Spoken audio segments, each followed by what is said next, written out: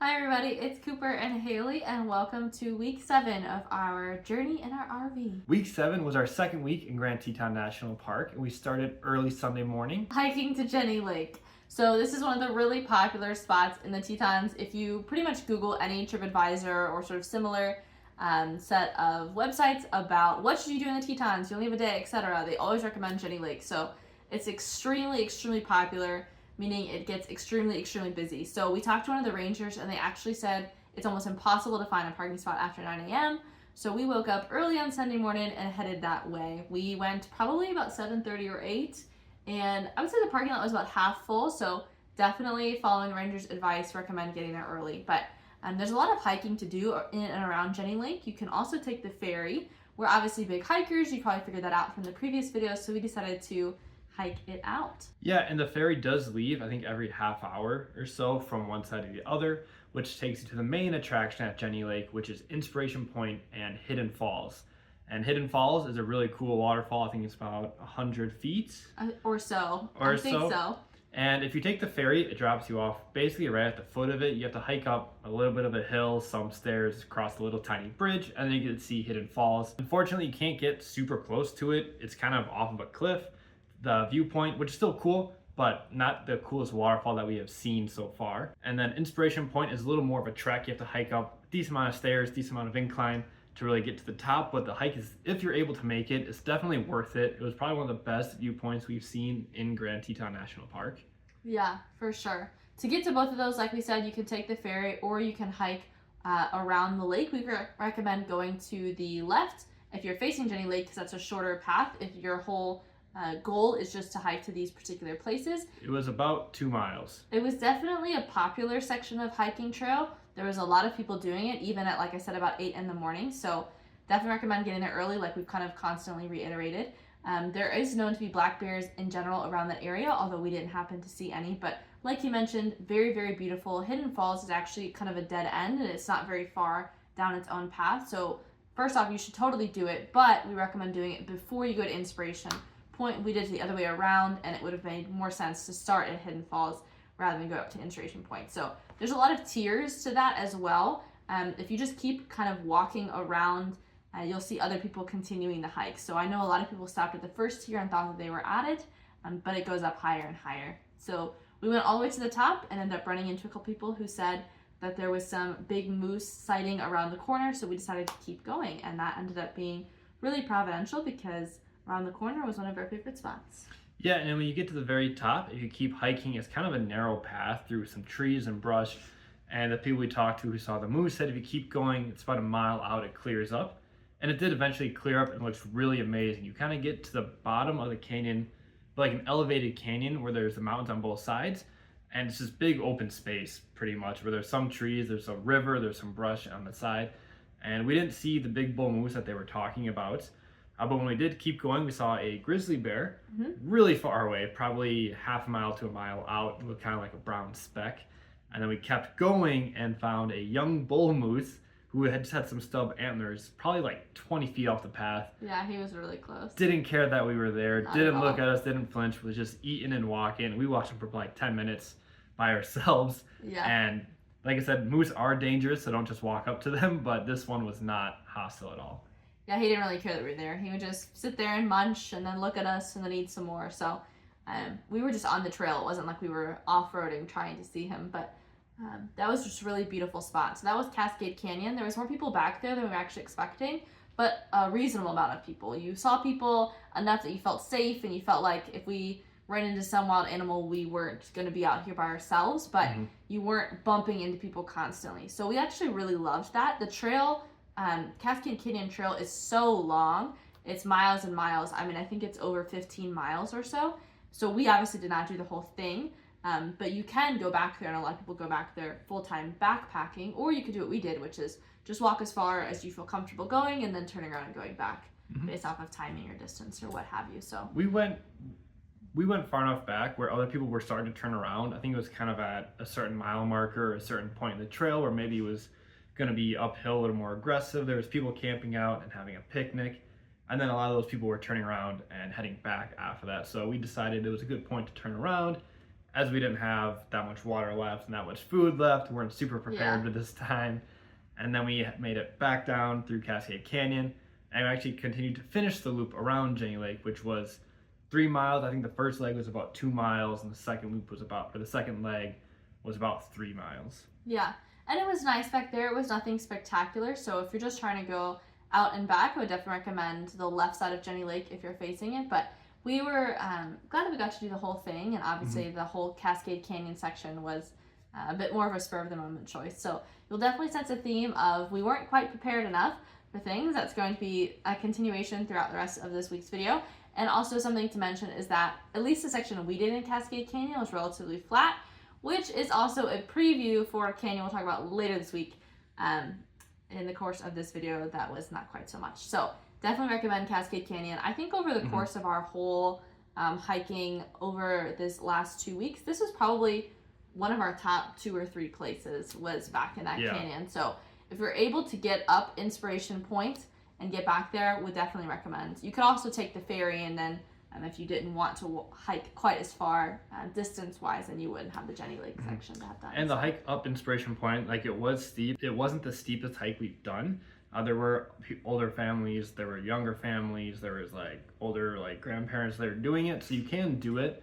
It is not easy though. I'd say it's definitely more of a difficult, harder hike, but it's definitely doable. After we got back from Cascade Canyon, we wanted to hang out and just sleep pretty much. So we took about 4 hours or so to relax. And then we decided to go to, fun fact, the only building that is a Catholic church in any national park across the country, which was Chapel of the Sacred Heart. And on our way out there, we saw this big old bull elk, which we haven't seen yet, crossing the road in front of us, like within 50 feet, which was a really cool sighting. Yeah, he was gorgeous. Huge rack of antlers. There was this whole line of people sitting watching him. So we like parked our car and get out and run over and see him. And then he ends up like walking right in front of our vehicle, but we weren't in front of it. So we probably would have gotten a better sighting if we just sat still. But he was beautiful, and the church actually has glass windows. So we were just sitting there at Mass, and then all of a sudden he comes walking by on the outside. So we got a really good sighting of him throughout the service as well. It was really funny. And the priest who was giving the homily was saying different things based off of that particular reading. And then all of a sudden he's like, I have to stop here. There's a bull elk right out the window. And a lot of people hadn't seen him yet. So everyone was like crowding over trying to get a good look. So it was pretty funny. But he was beautiful, and we were really glad to get that sighting. Yeah, so that was a nice way to end Sunday night. And then Monday, we ended up working most of the day, kind of catching up from the weekend. And then we went back to the Hootenanny at Thornton's. Gotta love the hoot. Which is one of our favorite, probably, music festival things that we've been to and probably will go to. It's just really unique. If you didn't see last week's video, basically what it is all of this people who perform are local artists or people who are coming in and just visiting for a week or so. And you sign up somehow, and then you get to sing 2 songs, and then they kick you off for the next person. Yeah. Which is really cool because you hear a ton of different music. The not cool part is if someone sounds really good, you only get to hear 2 songs. Yeah. But if they don't sound very good, you only have to hear 2 songs. It's just a fun vibe overall. Like you said, we mentioned it more in our previous week's walkthrough video, so you can definitely take a look at that as well. But bring lawn chairs, have a great time. They have food there or drinks as well. I'm not a big beer drinker, though they had lots of those, but a lemonade slushy, which I loved. Just overall, it's just a really fun atmosphere, and you get to see the Tetons off in the distance. So definitely recommend that. It's a free event, other than obviously if you're paying for the food and the drinks. So we thoroughly enjoyed that on Monday again, and we'll definitely go back whenever we go back and visit the Tetons. And then on Tuesday, we didn't do anything. We had a pretty active day on Sunday, and then working on Monday. We kind of just took Tuesday as a recovery day for Wednesday. On Wednesday, we woke up early, which is kind of a continuous theme. We're always trying to wake up early and beat the crowds, or wake up early and see the animals, whatever it might be. So this Wednesday was a bit of a combination of both. We woke up early to go to Blacktail Ponds Overlook, where we heard was a really great animal sighting. We tried it twice over the course of the week. Unfortunately, saw no animals either time, but we could see it being a really excellent animal spot, as there's 5 different topographies featured there. So you're kind of hitting every sort of animal's eating grounds or sleeping or hanging out, whatever it might be. So we could see it being a great spot. We just didn't have great luck there. Still a beautiful spot overall. From there, we went to Mormon Row, which again, like I mentioned earlier, Jenny Lake is one of the popular spots. Mormon Row probably ties it for top spot as far as most recommended in the Tetons. So we figured hit it early before the crowds got there. That was definitely the move. There was almost nobody there. but we got to see just the area. So just kind of giving you a recap if you're not familiar. Mormon Row was settled by a number of Mormons in the past, and they sort of settled and plowed the area, created farmland there. So for some reason, there's a barn there that is the most photographed barn in America. It is like the barn, the picture. If you look up the Tetons, it's going to have some photo of the mountain range with this barn in front. And it was beautiful, and we figured we had to see it. So we took our own photo of this photographed barn. So got to check that out and just kind of walk around and hear more of the stories about what it would have been like to live in the Tetons before it became a national park, which is really cool, and had to check that off of our Teton bucket list. So that was our morning on Wednesday. Yeah, and Mormon Row was really cool. So we didn't know that the name Mormon Row was where the barn was. So if anyone mentions Mormon Row, say it again, that's where the barn is. And there was a little plaque that had a little more details about what kind of the story and the origin, everything is. But we would definitely recommend getting there either early or like really late in the day, like after sunset. There isn't really a ton of parking. There's a small parking spot that maybe 15 cars max could fit in. Otherwise, you're parking on the roads, and we drove by it later on in the day, and it just looked packed. Yeah, so it was nice. It was definitely a beautiful view. To be honest, I'm not sure why it's one of the top things to do in the Tetons. It's one of those things you get out and you look and you're like, wow, that looks really cool.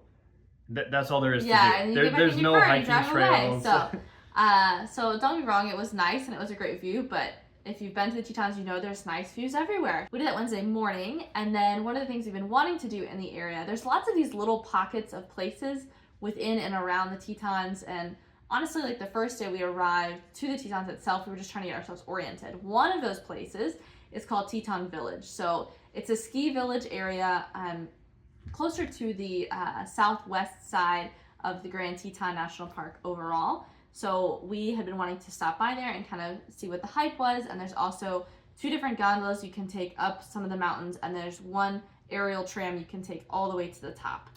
So we decided to do some of that on Wednesday evening. Yeah, and we heard that there was live music up there on every Monday and Wednesday, or some schedule like that. And then every day from, I believe, 5 to 8 or maybe 4 to 8 or something like that, there's happy hour, which is buy a drink, get a drink for like select drinks. So had to go for happy hour, of course.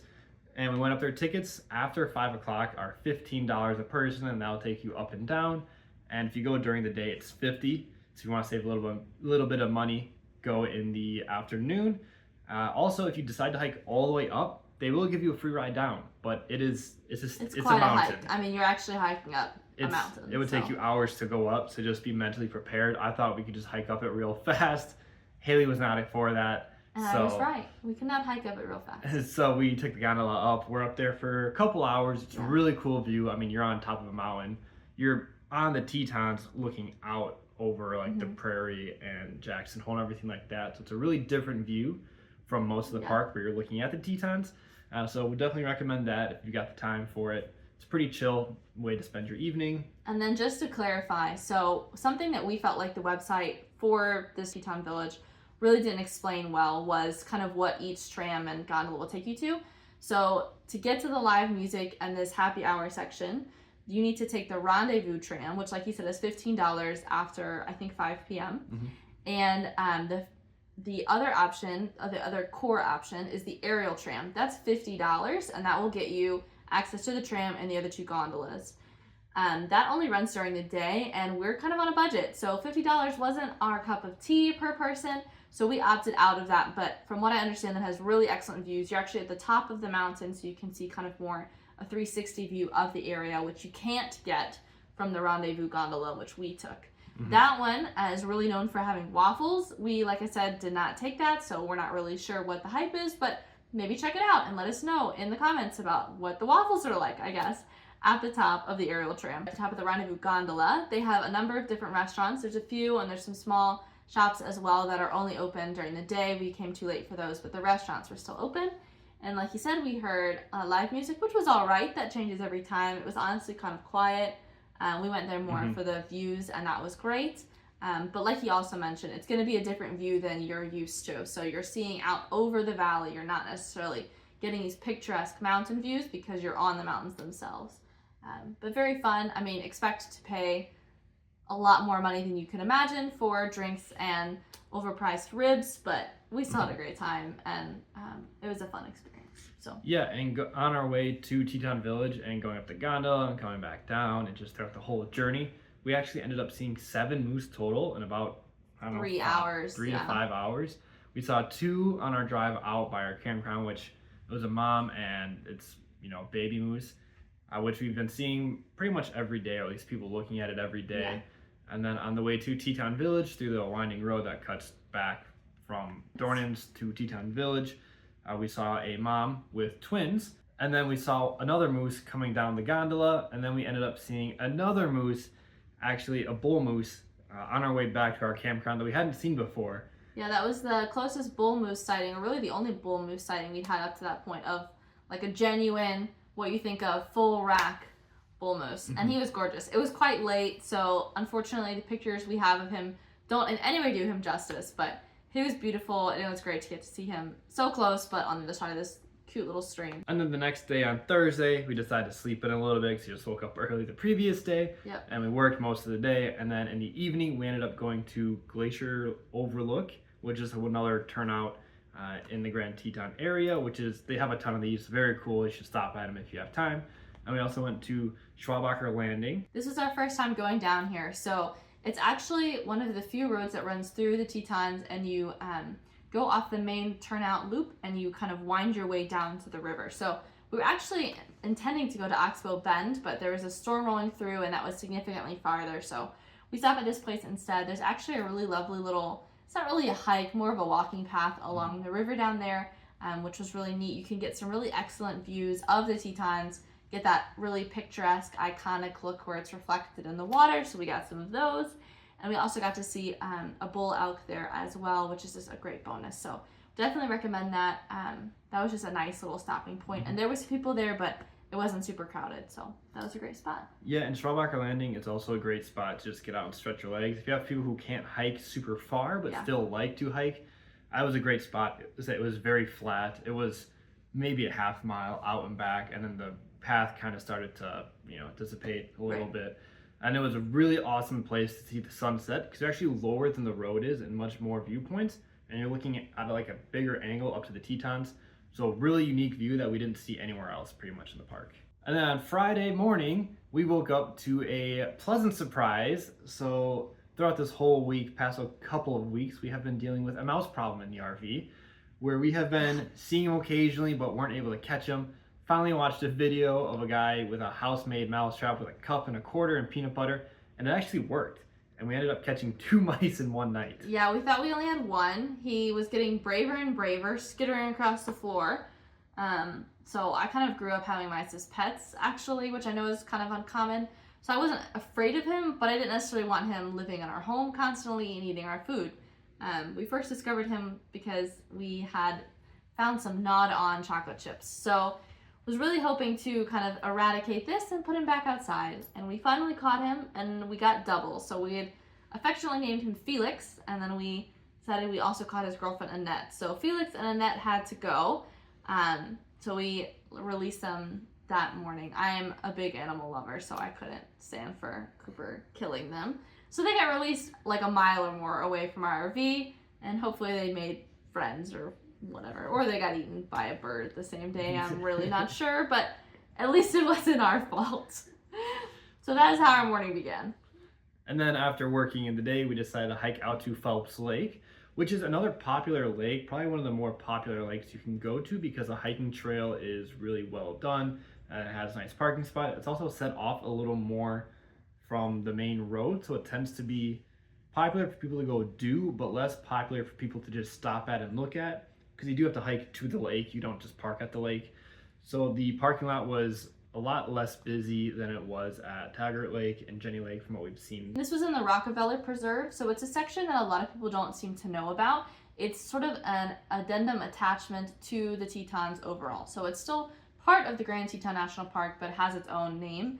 And this is also going to be kind of near Teton Village as well. And one of the things, just from a different standpoint, that I really liked about this section was they actually had a bathroom like at the lake, like a real bathroom, which is quite uncommon.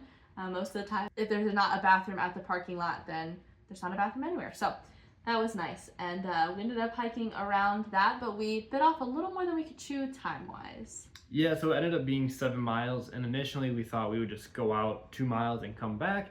But by the time we hit pretty much turnaround point, we had only like a half a mile more until we would have been halfway around and just headed back. So we decided to keep going, which was really fun and really cool. I definitely recommend the hike. However, we didn't get there till like 7.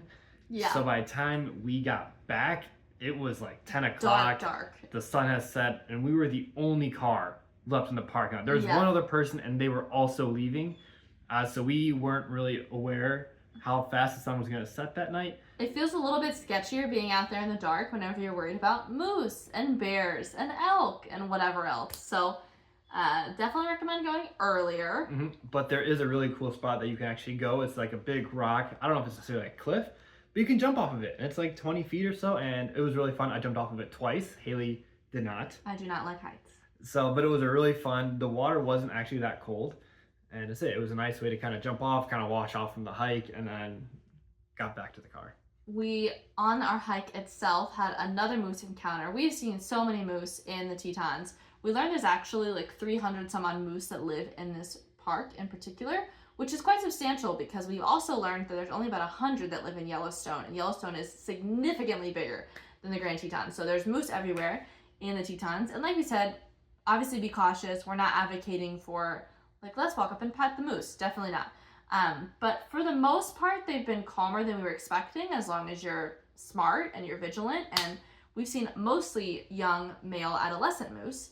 So we saw another one on this particular hike, although this one actually ended up being our most interesting encounter. Yeah, this moose was actually on the trail. Most of them were just off the trail, but this trail was like on a really steep slope, and it would kind of cut through the middle of it, and the moose was on the trail eating, and we didn't see him until we walked around a corner pretty much. And we were within, 30, 40 feet of him, and he was not very used to people. Or pleased that we were there. So he just kind of stared at us, and we were like clapping, making some noise. We weren't yelling, you don't want to scare him, but we were letting him know we were there and kind of slowly walking closer to him, trying to get him to move. And eventually it worked a little bit, and we waited, then walked down the path. I was in front, kind of walked around a tree, and Haley was like, stop, because the moose was like 20 feet from me, and at this point he turned around and was facing us. Yeah, the moose had walked down the trail farther, and so it was just this bend, and there's just huge pine trees, and we couldn't see how far away he was, and so we're kind of inching around the corner, and Cooper's la-di-daing his way there, and all of a sudden I was like, we need to stop, because he was right there facing us. So thankfully we were fine. He walked off the trail, but ended up being a bit more of a tense encounter than we've had most of the time. So thankfully we were pretty vigilant, and there was actually another hiker coming from the other direction, so it kind of helped scare him away. And then on Saturday, we woke up, and this was our last day in Grand Teton National Park, unfortunately. So we wanted to make the most of it. So we woke up extra early again and went out to String Lake because we heard there was great hiking out there, and it was also the warmest lake that you can swim in the park. Warmest. So we got there and we pulled up into the parking lot, started making breakfast because in the RV you have your house everywhere with you. Yeah, normally we don't bring it with us on hikes, but we figured rather than trying to get back and check out by 11 out of the Grovon campground, we're just going to bring her home with us, and that way we're ready to go to Yellowstone, which is our next destination. So Haley went out to use the bathroom out in the parking lot, and she comes running back, and she's like, come now, there's a bear. And I'm like, what? So we drop what we're doing. I literally walk in, I'm like, leave the eggs, there's a bear. And so we sprint out across the parking lot, and sure enough, there's a black bear, like within 50 feet of the parking lot, just really kind of close. And hanging out, walking around. Up to this point, we'd really only seen, I think, one bear off in the distance. So this was the bear sighting of the Tetons, literally on the last few hours, basically, of our whole trip. So it was very exciting. Got to see it, got some good pictures. Yeah. Talked to the park rangers about it. They thought it was a black bear, and we kind of agreed with what they were saying. In our expertise. But then after that, went back. Really cool. After that, went back, ate breakfast, came back out. It was actually on our way. Kind of was walking past the bear to get to where we wanted to hike. And so we started walking, and there's another couple that was like, there's a bear back there. And we're like, oh, cool. And so we know. We got the whole gist already. So we saw him. He was farther off from the path and more through the brush, a little harder to see. And we could hear him. We could see him occasionally. So got to see him again, which was fun. And then continued on our way. So we had such success last weekend with Cascade Canyon, we're like, we'll do another canyon. It'll be super fun. It'll be nice. We'll see more animals. It was fun. It was nice. It was uphill the whole time. Yeah. Well, and a little bit of backstory. We got there and same thing. We're like, we're just gonna hike for like 2 hours, turn around, and come back. Because you can, this loop goes 18 miles all the way around back through Cascade Canyon through Jenny Lake, and we don't want to do that. Obviously, that takes way too long. So we're like, we're just gonna go out for like 2 miles, maybe 3 miles out, and then turn around, come back, take our time. And in the parking lot, we saw that there was a 6.5 miles out. There was this lake. It was called Holly Lake, which is really kind of up in the mountains, and not a lot of people get to go to it from what we were hearing. So we were like, we just kind of set that as an arbitrary destination of like, well, we'll just go out there and then we'll see that and then we'll turn around and come back. It'll be a couple of hours, like he said, and then that's what we'll do. So we're on our merry way and we're talking to other hikers, which was actually the most we found to talk to people. It was really nice just making some friends as we went along. A lot of foreigners, which was cool to hear from. Talked to this one guy from Germany for quite a while. But we're making our way along and it's getting more uphill. And we're like, okay, well, this is uphill and Cooper's in marathon shape and I am not. So just walking our way along and pausing and walking our way along and pausing. And we do this for a few hours. And then we hit a spot where we're kind of like, okay, this is kind of at the time when we want to turn around. And we're talking to people coming down the mountain and we're like, hey, like how much farther is it to Holly Lake? And they're like 1 to 2 miles. We're like, okay, well, we can handle that. We're so close. We're like, have to finish. 4.5 miles in, only 2 miles left. Like, it can't be much harder than it already is. And we were wrong. We were incorrect. So we run into some other people maybe 30 or so minutes later, and we're like, okay, it's been like 30 minutes. Like, we've got to be getting kind of close to this lake. And they're like, oh, you've got another 1,000 feet of elevation gain in front of you. And we're like, oh, really? They're like, you see that bluff? You see that bluff over there? We're like, yeah. We're like, okay, well, there's a larger bluff behind that one. And you got to climb that. And you have to climb that. And at this point, I am pretty done. Like, I wanted to get to the destination, but I wasn't 100% if I wanted to get to the destination that badly. So we opted to keep going. Ultimately, I'm glad that we did. It was a lot. Like, we did not know what we had bit off. And like I said, we were trying to, like, not do a crazy long hike. We were trying to turn around and go to West Yellowstone just after this. So we were just not really prepared.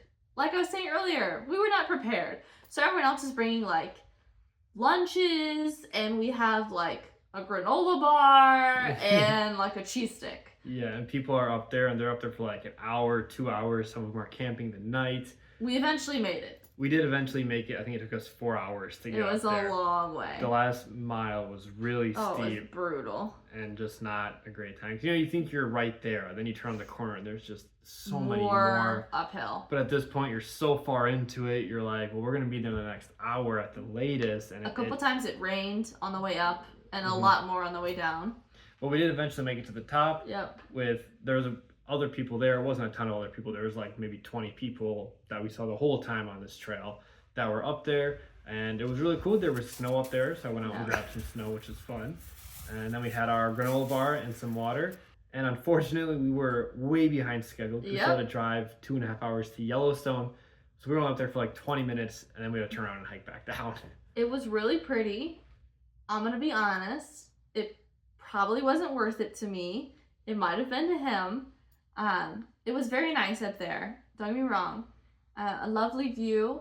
I just think that there was lovelier views in flatter ground. So, there's that. So it was an adventure and definitely a story to tell. Yeah, it was.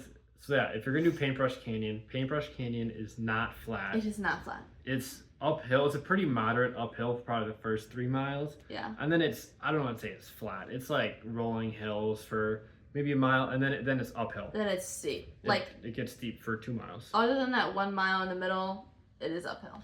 So, but then we had to walk back down all the steepness in the rain, and we're hungry and out of water and tired and just want to be done. Then we had to walk 2.5, 3 hours back downhill. Easier going down. It was easier going down, but it was still hard to go downhill because it was one of those where it was so steep you couldn't go downhill very fast. Yeah, that's true.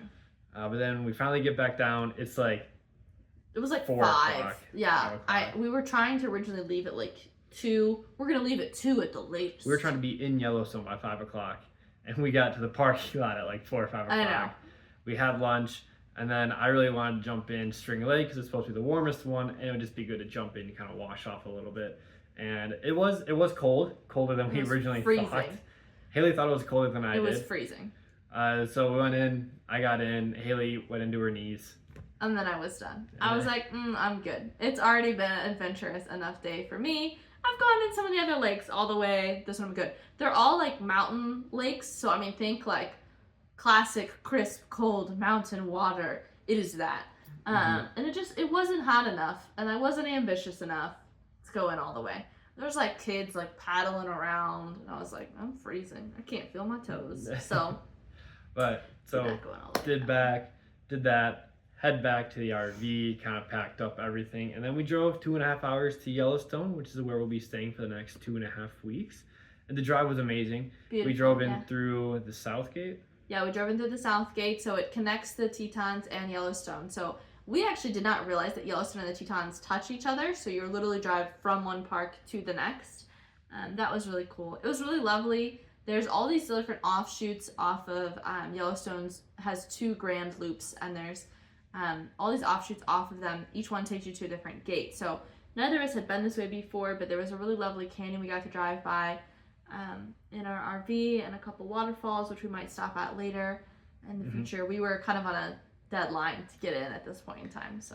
And then we made it through Yellowstone. They say Yellowstone, the speed limit's only 45 miles for the whole entire park on every road, which is great because that's how fast our RV can go that fast. So we're not slowing down traffic, but took a little longer because it really was only like 20 miles once you get into the park, but it still takes you like half hour, 45 minutes to do that.